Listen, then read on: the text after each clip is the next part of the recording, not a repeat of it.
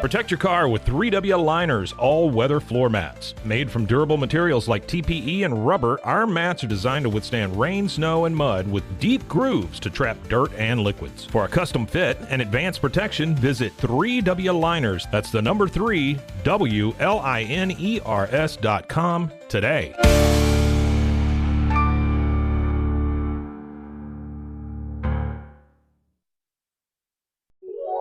This is a Rogue Media Network podcast.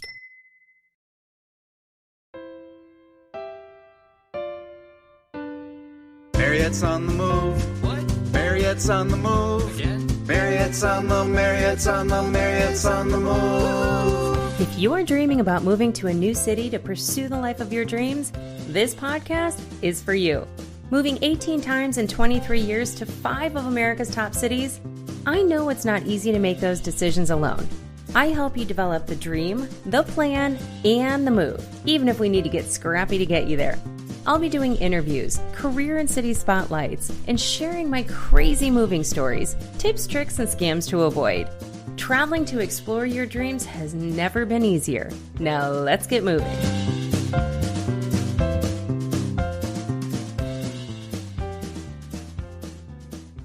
Well, hello, everybody. Welcome to the show. This week, I'm bringing a friend of mine on the show. Her name is Meredith Walker. I actually got to spend quite a bit of time with her when I was in Waco, Texas for the Waco Block Party because that's where she lives. But Meredith is actually the CEO and founder of Fortifying Roots. And we're going to get into what that is all about because she just recently transitioned her career from working at Magnolia Networks in the IT department to being an entrepreneur full-time, where she's a tech consultant, she's doing keynote speeches, she is leading leadership workshops, and she is joining some board of directors, which is super exciting. So I love that you talk about how you just hold up a mirror to show people how awesome they are. But I need to do that for you right now because you are one of my favorite people that I've met in recent months. And I am so excited for this conversation today. So welcome to the show, Meredith. Thank you so much. And that makes me severely uncomfortable to have a mirror held up for me, but I'm excited to be here and talk with you. So I mean, we could probably talk for a whole entire hour about Bruin, your dog, and how he's got his own Instagram and how he is just seriously the cutest and how you're teaching him new buttons and things because that was hilarious. But yeah, so let's go. You've moved more than I have, right? So 26 times you've moved. Yes. So let's talk a little bit about that because some of it was from when you were an adolescent. You grew up in a military family. So tell us a little bit about that. Yeah. So 26 times I had the privilege of counting those because when you apply for different jobs where you have security clearance, you have to remember almost every place you lived. And so the 26 times is specific to when I was growing up and then all the way through adulthood, but mostly when I was very little, elementary age, it was really looking for affordable housing. And then also my dad was in the Navy. And so I moved in and out of the US. I've lived in Bermuda with him, in England. I went to high school in England my freshman year. Wow. And and then I moved for relationships and for jobs. So I feel like I've moved a lot, almost in the same county, in same districts. And maybe even in the same state. But I've lived in probably 6 states in the US. And outside of the U.S. a couple of times. So, yeah. Well, and you've moved twice for jobs. And I know we talk a lot about, moving to the city of your dreams for the career of your dreams. Do you feel like Waco is the city of your dreams? And you moved from Manhattan, Kansas. What was it, Manhattan, Kansas to Topeka, Kansas, or vice versa? Yeah, I think if anybody were to think about it, all 3 of those cities, they would not classify as the cities of their dreams in comparison to living in Carlsbad, California, right. or like Massachusetts. Where I've lived on both sides. To me, similar to Manhattan, Kansas, Waco, Texas has the real big-ish city or bigger city feel. And it's almost a central hub between Austin, between Dallas. You've got all the sports, which is, as you could tell in the room I'm in, is really attractive to me. And so Waco feels right for my husband and I, we really enjoy having small town feel and the capability of going to big towns very easily. Right. So whether or not we've got big dreams, we've got big goals, and it feels like our dream city right now. So Yeah. I think we like that. I don't think we would do well in Austin or Dallas with our personalities. Yeah, it's funny. When I was coming out to Waco, I looked at all three, Houston, Dallas, and Austin, to fly into, and I was like, gosh, they're all about 2 hours away. So like either way. So I ended up picking excuse me. Oh my gosh, my allergies are killing me. I ended up picking Austin because I have several friends that live there. So it was awesome because like this is my year of reconnection. I like last year I couldn't do anything because I got hurt and like I just was trying to survive and walk again. But this year it's like I'm going to see everybody that I can. If I have to jam like, you know, an hour with somebody into my like week, I'm going to do it, you know? Yeah. I think that's really what the cool thing about being in Texas. What's odd to me, and I don't think that anybody thinks of how massive it is. It takes me 8.5 hours to get back to Manhattan, Kansas, where I have some family. Wow. But it also takes 8.5 hours to get out of Texas if you head west, or if you head. And so like you can still be in Texas, or you could travel 2.5 states and be in 2 states away. So that's mind-boggling. It is mind-blowing. So I know. I went to school. I lived in Chicago, or like the southwest suburbs of Chicago, and I went to school down in Southern Illinois, which is like the very tip of Illinois, and it's like 6 hours. And well, it's 6 hours for me. I think most people can do it in 4.5, but I drive like a grandma, so it's like 6 hours. But I mean, 8.5 is a long way down, and I mean, Texas is a massive, massive state. I know when I was coming out to Waco, that's when you guys had the big fires. And my mom's like, I don't think you should go. And I was like, they're 6 hours away. I'm pretty sure I have a head start. Yes. Yep. Exactly. So it is fun.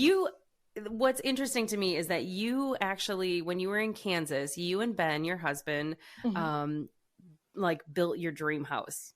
Yeah. And then 366 days later, you moved to Waco, Texas. What was that thought process like? Because I know you took an amazing job with an amazing company. Which we'll get into a little bit. I know you're a little bit limited on what you can say about it, but like just the process of building a house. Like my house, when I built it, was very like I had no choices, right? Because I took the plot from somebody else who had already signed on it. So like all the decisions were already made. They just built it and I got to move in. But did you guys do like the build where you like picked all the things and like, my gosh. So the fun part is we were in Manhattan, Kansas in our house. We were the first time homeowners there as well. And we were there for 10 years. Then I got recruited to work at a casino in Topeka, Kansas, which was really exciting. So we moved for my career 2 times. So we built a house from scratch. We got to pick out the wood on the floor, the paint on the walls, every single doorknob handle. That's my dream, by the way. It was so amazing. And we felt we were building it to live in forever. And this was where we could be forever. Topeka, Kansas is about an hour and a half from Kansas City. So it's not too far. But it didn't feel like home when we were there. And when the opportunity for me to come down to Magnolia and be their IT director popped up, we had to have some real conversations about what feels good. And emotionally and in our personal lives, we had lost my mom, who we took care of for 12 years. And then we had lost our dog that we had for 13 years. And so we were at this crossroads of, do we want to take this new adventure and strike out? And my husband has never been and lived outside of Kansas. So it was like a big move for him. And what I would tell you about building the house in Kansas is it's so different from building a house here in Texas, or being a part of a house build, or the investment in a house build in Texas. It is more for a buyer, lucrative for a buyer to build and start a home in Texas than in Kansas. In Kansas, you have to put a lot more money down, and you have to pay construction phases, and you have to pay a lot of specialty tax, and you have to purchase the land and then build the house. And in Texas, it was like, no, you only have to put down $5,000. And if you back out, the people who built it own the house. Wow. And so it was just a really different experience. And so state by state, I'm assuming he's got to put in the work to really understand what works best for your financials, what works best for you right now. And then it just was more advantageous for us to purchase a house that was in the process of being built here in Texas instead of building something from scratch again. Yeah, I built, mine was the same. Like you put $5,000 down, like I didn't have to worry about anything else until I was closing. And then I had to bring, I had to bring the heat to the closing. But I know like my cousin was my real estate agent. His name is Timothy. And he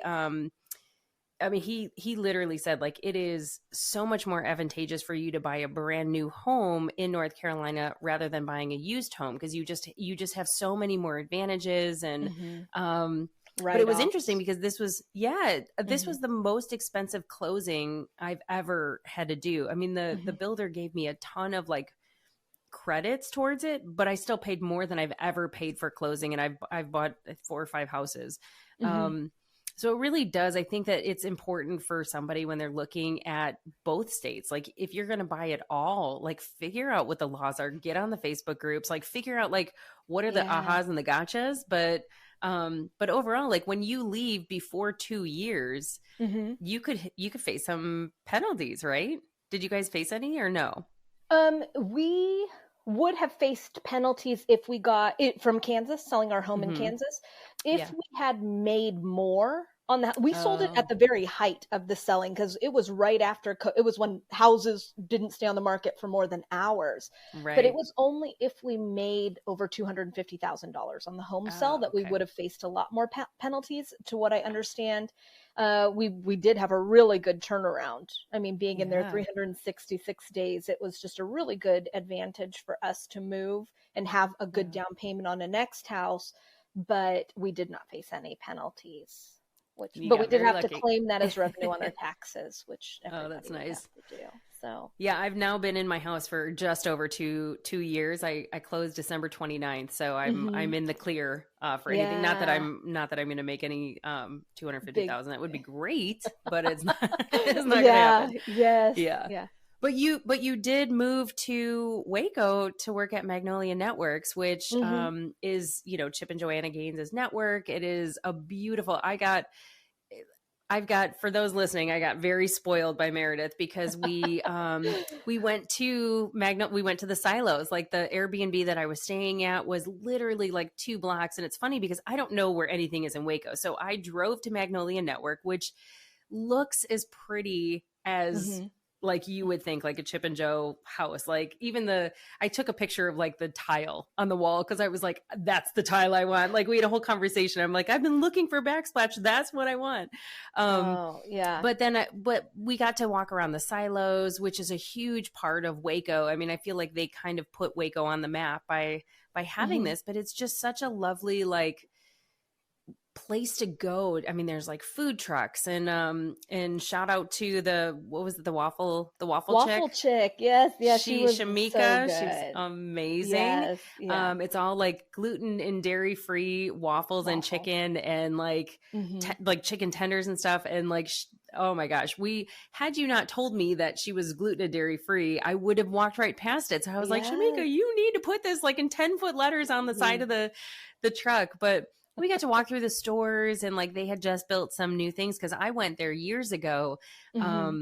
So, I mean, I imagine is lovely to work there as, you would think you got to grow kind of in your career as an IT director. What was that experience like? So I have been in IT for about 12 years now, and I have been fortunate enough to learn almost every inside and outside just from growing and learning.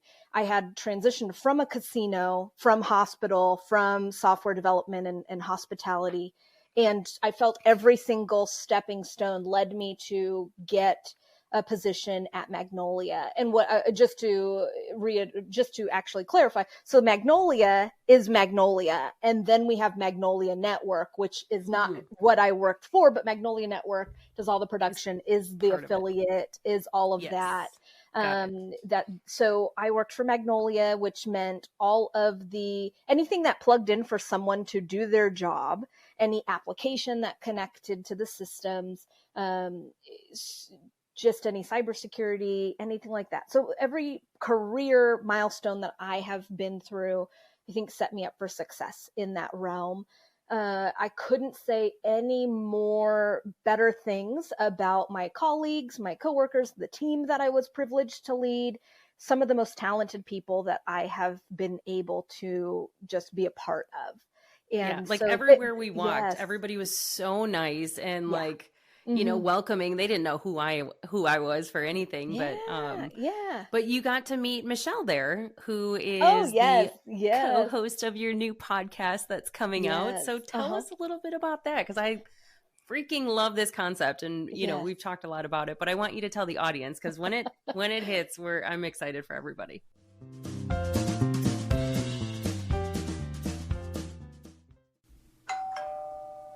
Have you heard of Monat or Modern Nature? I hadn't either before my friend Monica was raving about their skincare products that she's obsessed with. I took their hair quiz to find out which product line would be best for me, since I just happen to be looking for new shampoo and conditioner, and I signed up for their VIP package that got me a little bit of everything to try out. Turns out they are the first anti-aging hair care line in the world, which I didn't even know was a thing, and their products are gluten-free, vegan, and Leaping Bunny certified, which means they're never tested on animals. Now I'm obsessed with their rich formulations that feature botanical extracts, essential oils, and other naturally based ingredients, and I want to share those products with you. I'll put the link in the show notes, or you can hit the faves page on my website. It's safe, EU approved, and clinically tested by third parties, so essentially robustness approved. Now back to the show. Boom. Play it. Have you ever listened to a commercial on the radio or a podcast and thought, I could totally do that? Well, I am challenging you today. Being a voiceover artist is an amazing side hustle that can be done from the comforts of your own home. Heck, it can be an amazing career. Just ask Jesse Carroll. Jesse's got over 1,000 voiceover credits to his name. Ever watch Backroad Truckers? He's the narrator. He's also done a ton of commercials for brands you would definitely recognize. If you're ready to try your hand at voiceovers, go to marriottsonthemove.com and head to my favorites page to learn more about his new digital course and coaching package. If you use code MOTM, you'll get 20% off at checkout.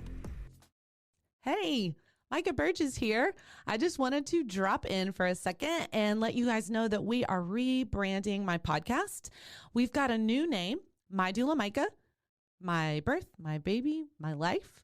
And we are super excited about extending the content that we've got going from childbirth to postpartum. Now we're including family and marriage and just kind of your life in these childbearing years and what that looks like, and maybe give some helpful tips and wisdom. I mean, I'm 51. I got 6 kids. I think I can help you guys with some stuff.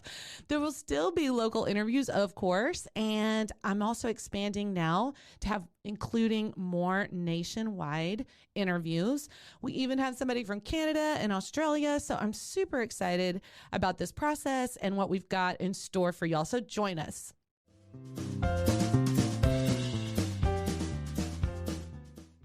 Okay, so Michelle and I were colleagues first.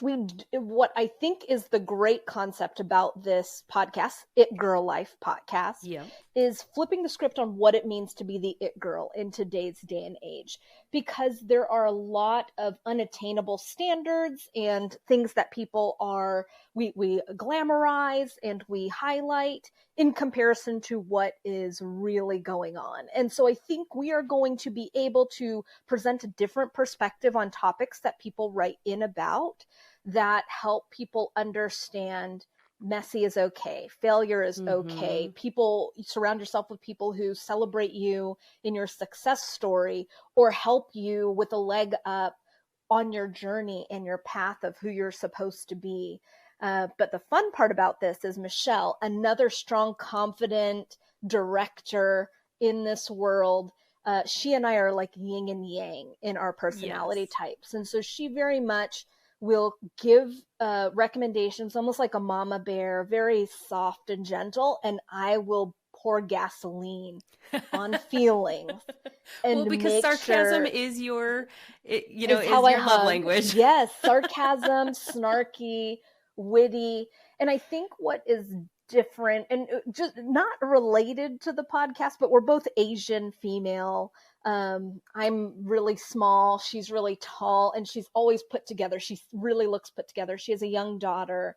And so she works out like a maniac. She works out. Her and her husband have a gym. Waffle and tenders. Yeah. And she was leading a Pilates class. And we we walked back and we're like, don't mind us. We're just living our best life over here. I'll have more syrup on my tenders, please.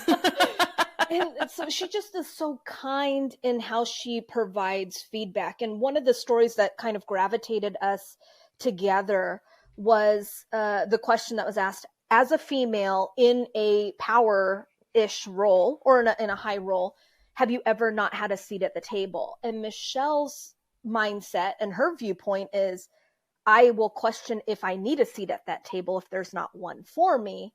Whereas my opinion is, F that noise, I'm going to carve my own seat and I'm going to carve a table next to me so that other people can sit down. And I think neither are wrong. She wants to make sure that people understand asking the why behind what do you feel? Why are you there? What do you want at that table? Where I feel that I'm holding the mirror up to say, you can reach for the stars and I'm going to help you find the way to get there. Right. And so that's why it's fun, is because she's great. She's got a lot of insight. Her background, the common thread between us is we care about people. We want to lead people well. And we want to make sure that people understand life is messy. And then you figure it out.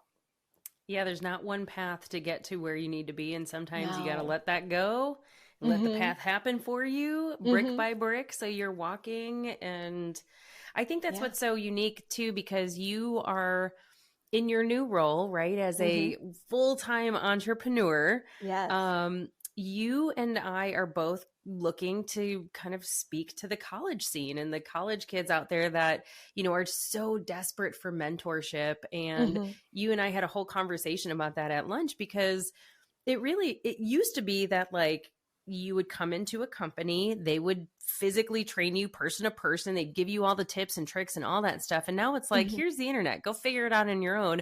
Oh, you should know what questions to ask. You should, put all this energy in it. And if they don't know what they're getting out of it, they're not going to do it. Right. Yes. Yeah. So, talk to me, because you led a team of IT people at several different companies. So like what, from your perspective, when you're meeting with somebody that's a young adult who's like kind of newer in the corporate space, like how do you coach them? What do you look for? What do you, if somebody's graduating in May and like wants to go into IT and be a good corporate citizen, like what does that look like?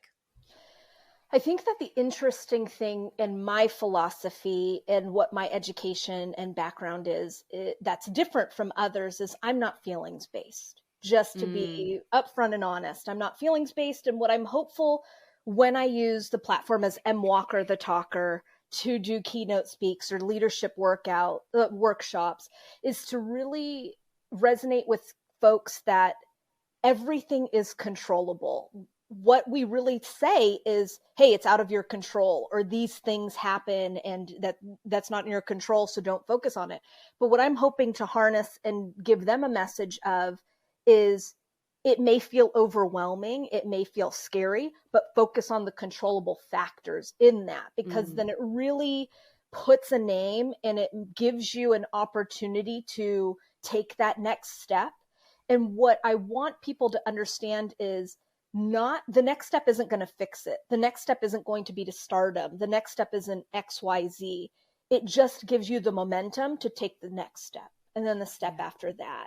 And so mostly the keynote talk to college students is unlocking their potential, their higher potential, based on focusing on controllable factors. And this story is from when I turned 23. I had to take care of my mom, who became quadriplegic. And I was in a job that was making $11 an hour. And I was emotionally, financially, physically responsible for an adult person. who was can you fine give in them there. that little story? Are you comfortable with like Yeah, what happened? yeah, of Because it is a course. really, like, my mind was blown when you told me. And then I was like, Oh, wow, as a 23 mhm, year old, you should be thinking about like getting married and having a child. And here mhm. you're caring for your adult mother. Yeah. So my mom had caught something similar to a cold, and it is called Guillain-Barré syndrome, or GBS is what people call it. And what happens is your body views it as attacking itself and shuts down your nervous system.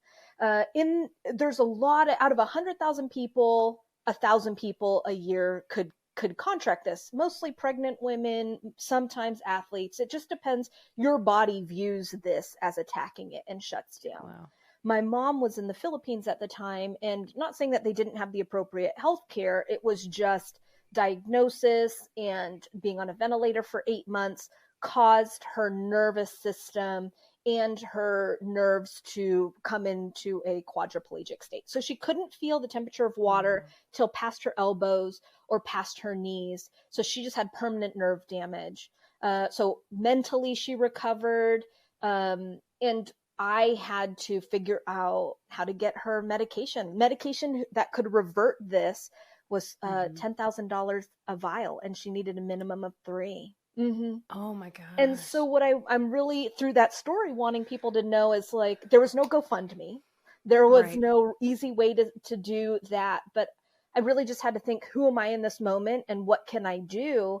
And I wrote the medicine company. I wrote different news channels. I wrote all of my mom and my stepfather's friends. Did raise some money, didn't raise $30,000, but I looked and tried to think what controllable factors were here. And yeah, it put me in debt, but I borrowed back against my car, which is a tangible Right. asset that people can do. So unfolding over 12 years, there's a lot of lessons like that where it didn't just fix. There wasn't a miracle. My mom never recovered from this, but through my journey and her journey, just imagine she's a quadriplegic and then learned how to paint by Yeah. tucking a pencil in between her thumb and her hand and moving her core. And I'll pan a little bit, but that Power Cat, K-State Power Cat, was painted by her and signed by Bill Snyder. And so Oh, wow. just imagine you have no use of your hands or your legs or anything like that, but still want to fulfill your dreams and find happiness. And that's who I had to become for her. Yeah. So that's what my speech is about, is you're capable of so much more than you give yourself credit for. And I want people to know that and not put themselves in a box. And you're told that there is a fight or flight response.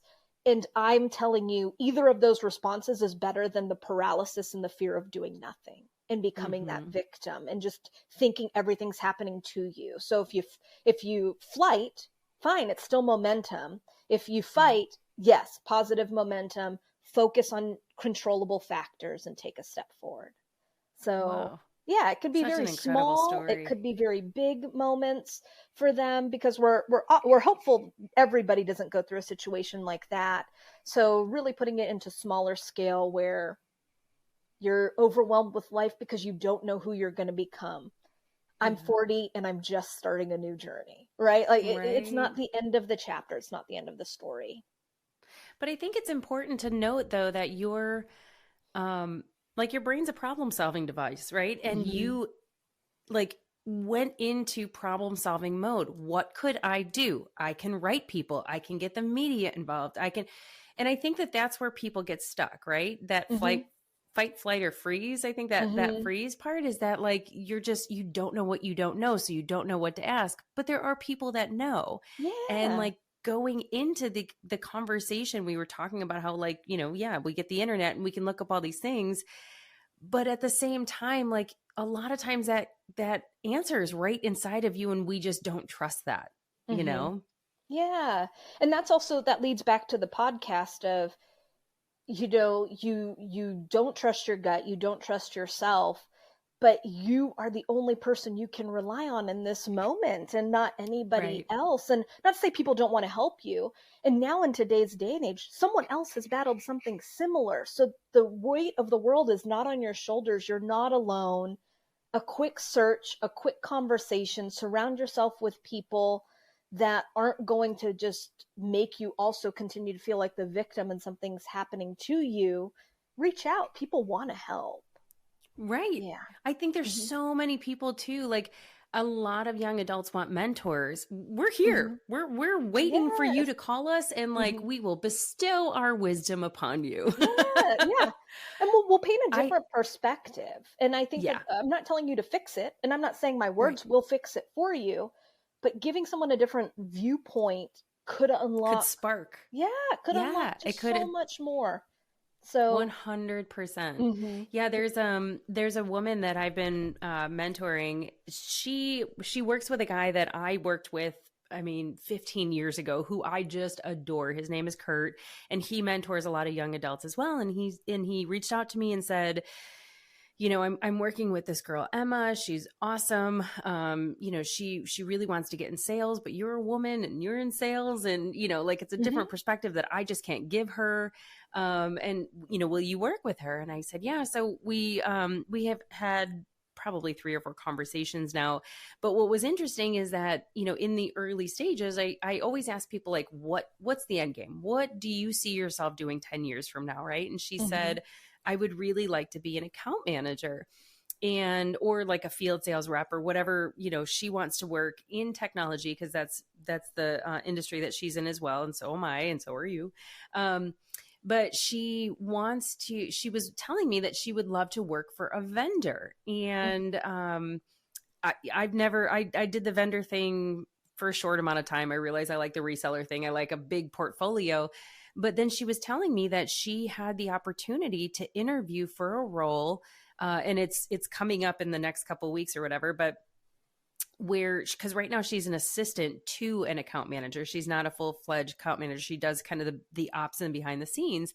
And it was interesting because she's like, I have the opportunity to take on this role. We're implementing a new CRM. So for those that don't know, it's a customer relationship management tool, where you put like your contacts and your leads and, you know, your sales and all that stuff in. But she's like, we are going to be implementing a new CRM, and they're asking me to interview to like be kind of the trainer and kind of in charge of it. And I said, great. Like, what's the interview like? And she's like, I don't know. They didn't give me any guidance. And I was like, oof, okay, here's a test. But I said, you know, well, you know, what would you do with this? Like, is this something that's going to be implemented anyways? And she said, yeah. And I said, well, why don't you get on YouTube and like learn everything you can about this particular CRM, so that when you get that job, right, there's 2 people, she and another person, are going to be interviewing, then you can bring to them like a 90-day plan. Hey, if I were to get this job, you know, this is what I took the initiative. I have to learn this anyway. So I took the initiative to learn all this. You know, here are my questions for the trainer that would be training me. Here's my 90-day plan of what that would look like if I was in charge of rolling that out. They may not have given you, it might not be a test, but it might be to see like what kind of initiative you would take, because they don't have, that's a brand new role, right? But like you and I have been in that role where they're like, okay, like right now I'm putting together a DEI strategy with another one of my peers. We don't know what we're doing, but we have to figure it out, right? So I think like taking that step back and saying like, okay, well, what could I do? I can collect that data. Because for her, I said, you know, you learning all of this and interviewing for the job, like, what if you don't even like it? Now you have data to say, you know what, I don't think I want this job. Maybe I need to look outside of the company to find a new position as an account manager if there's not one in here for me. Now you have that data, instead of getting into the role and being like, oh my gosh, I hate this. I doubled my income, but I hate this job. You know, like then you want to leave. So there's so many things that you can do, like as a young, like as anybody, just to figure things out on your own if you're asking yourself the right questions, because you probably can figure it out. Yeah. And I think that, so when you had originally asked the question, what I would tell people is exactly the advice you're giving. Stay curious, learn as much as you can, because if not, then you've pigeonholed yourself in this thing, and you'll only be ever known as that thing. And I think that's what's afforded me the opportunity I have no education in IT. However, I've always been curious and always asked about, okay, but why does that do that? Or what does this impact if I do this? And that's how I've been able to navigate is just Yeah. being curious and inquisitive about how my role, how me as an individual impacts everybody around me, for the Right. better or for the worse. Yeah. Well, and Mhm. that's what I was telling Emma. I was like, listen, if you do work for a vendor, you have to learn everything there is to know about that company, right? You have to learn how to sell that product because they probably have a portfolio of products. You have to do all the same things that you're going to be doing in this role, but just for a different company. So Yeah. act as if that's what you're doing. Because I'll be honest, and I'm sure you know this too, like, it is harder to sell internally to your coworkers, like how to do something, than it is to sell to customers because they don't know anything about that product, right? Yeah. So acting as if you're in that role, in the role that you're in, can give you that data to figure out if you want to do something or not. So I Yeah. think that there's a lot to be said about what you're going to be doing on campuses, because I think that that's the disconnection that I see with the people that I mentor, is that like that one piece, like, oh, like how it's not fake it till you make it, because that feels resistant to a lot of people. Like, I don't Yeah. like fake. I know you don't like fake. So that like resistance could kind of look at this as training versus and figuring it out versus like being Yeah. fake. And that's what I mean. It's not fake it till you make it. It's I will figure this out. And what I Yeah. think is another curveball, that everybody has this unrealistic expectation that you're going to make it tomorrow. And if you can't resonate with the younger generation that, no, you're going to bust your butt and then you'll make it. And then Yeah. you'll also be at the bottom of the totem pole again. And then you're Right. going to make it again. And then now you're back at the bottom. And it's a cycle, and it is a hustle, and it is drive. And it's not as easy as everybody sees on social media or how things are portrayed, where instantly overnight 1 million people love me and now I'm making this money. Right. Yeah. Lewis Howes, he famously said, I mean, because I think he was an athlete, and he's got, one of the top podcasts in the world now. But everybody says like, oh my gosh, it just seemed like you appeared overnight. And he's like, I was doing this for 10 years. Like, I didn't do this overnight. It took me a long time and a lot of money. And now I'm reaping the success and the rewards. But I've been doing, Mel Robbins is the same way. Like, she's got this award-winning podcast, and it's amazing. And I listen to it every time something drops. I'm like the first to listen. But she's been doing the circuits and speaking on stages for so long that now she's seeing that success, So it's just, it's putting the work in to get that reward. But then you have that pattern of success once you do, like, oh, okay, well, I had to figure it out at this company. And what did I do? Okay, I did this. And then, and you did that learning IT. IT is not easy, you guys. I've been in it for 23 years.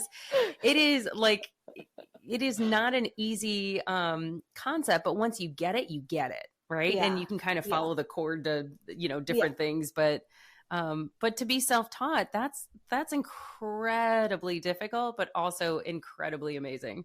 Well, I appreciate that. It feels like my best friend some days, and then like my worst nemesis on other days.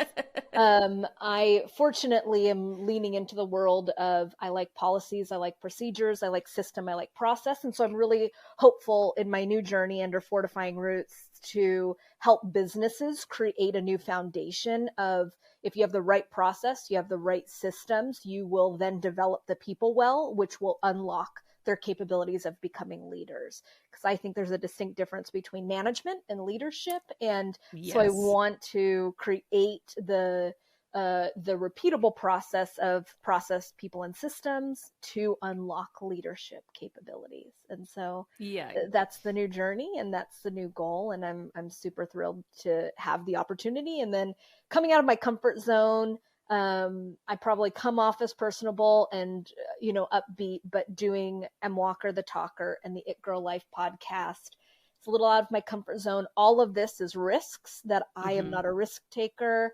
I'm not a go with the flow person. I'm a, how long are we on the flow? What snacks do I bring? How many clothes do I pack? It's the whole thing. Yeah. And so I'm having a really roller coaster emotional journey right now, but it's been thrilling and it's been fulfilling. So it's cool. Well, you don't have anybody to check in with every day to say like, am I doing this right? Right? Yeah. Like, yeah, if you think you're doing it right, you're doing it right. Right. So it's validating everything that you're, If I'm making money, I'm doing it right. Maybe if I'm making money, changing if people, something. yeah. If people come back. Yeah. And that's really the most interesting piece. And then I've been reading a lot, trying to better understand, you're similar to me. We've functioned a lot in some chaos, in some chaotic worlds. It's not like IT is known for being really calm and dependable when you need it to be dependable. And so Right. my life now is difficult not having the chaos. And so I have to try to find the peace in the relaxing moments and this planning process, as I found the peace in the chaos, and operating for about 12 years in full chaos, because I had my Full mom, chaos. I had full school, I had full jobs, and now I just have this human, and obviously my husband and the dog to think about, but Right. so But you also have to, like, I mean, you touched on it a little bit, like your nervous system, you have to come to balance and come out of that fight or flight. And when you're in survival mode for that long, like all the systems are like, they don't know what to fight. They just fight everything. Right. So like you're in that first 90 days where you're like telling yourself like, okay, no, another shoe's not going to drop. Like, I'm good. I'm balanced. Yes. I'm getting there. Right. So that's like new waters to navigate.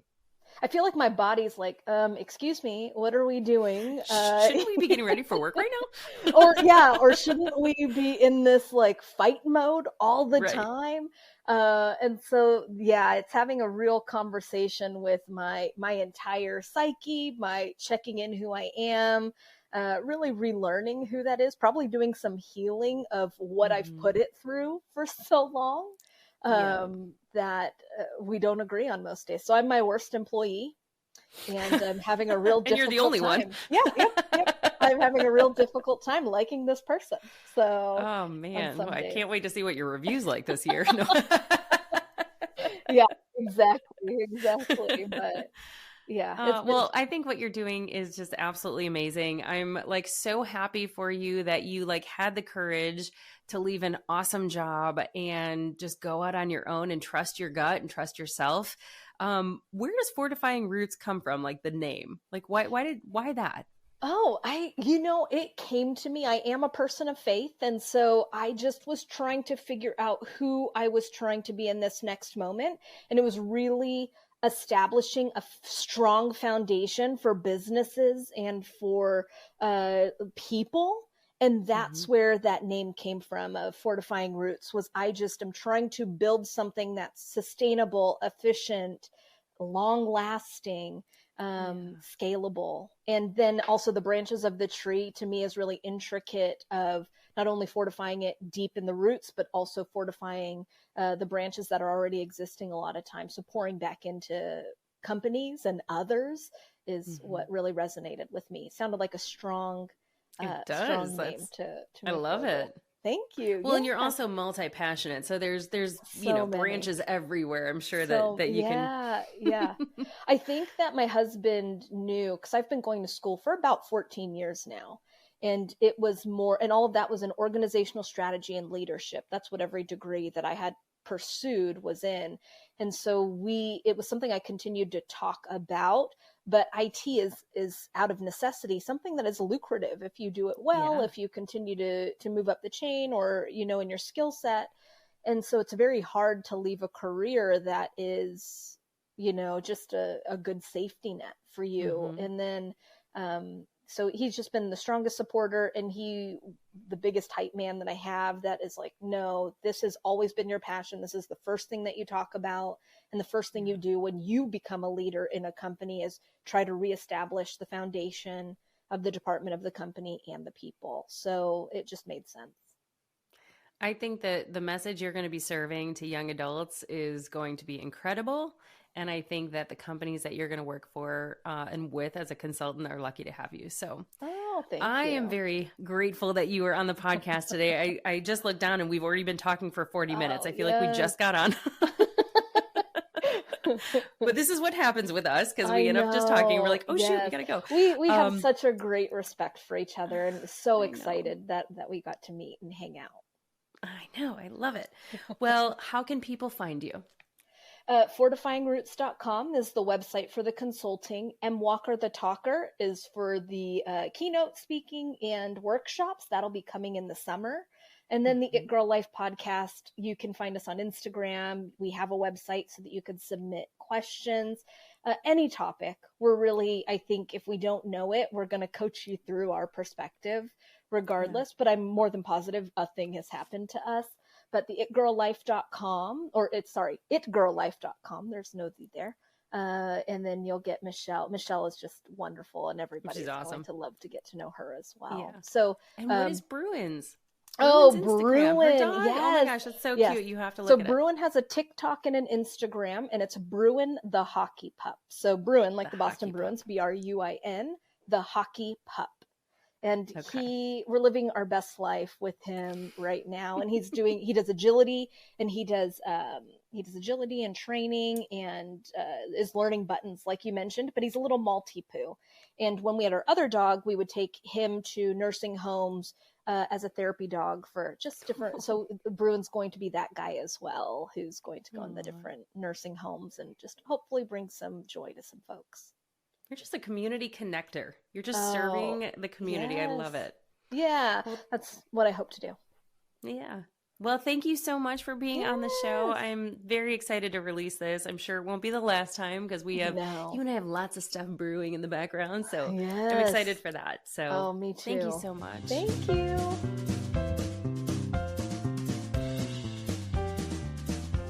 Well, I could go on forever and ever about moving you closer to your dreams, but I probably should save some thoughts for the next episode. A big thanks goes out to you for making time for me today. In making time for me, you're making time for future you, and we're both grateful. If you enjoyed this content, please subscribe to the podcast, download the episodes, and leave me a 5-star review. I would really appreciate it. In return, if you go to my website, marriottsonthemove.com, and register for the Monday mailer, I'll send you a free Fred workbook to get your journey started. This is also where you can find all the show notes and all the ways to get in touch with me. A special thanks goes out to Rogue Media for its wisdom and partnership. Until next time, friends, keep moving forward towards your dreams. Oh, and the legal stuff. This podcast is presented solely for educational and entertainment purposes. I am a certified coach, not a licensed therapist, and this is not meant to replace the professional advice of a physician, psychotherapist, or other qualified professionals. This is solely my perspective based on my own experience and training. Okay, now it's over. For reals. Bye for now.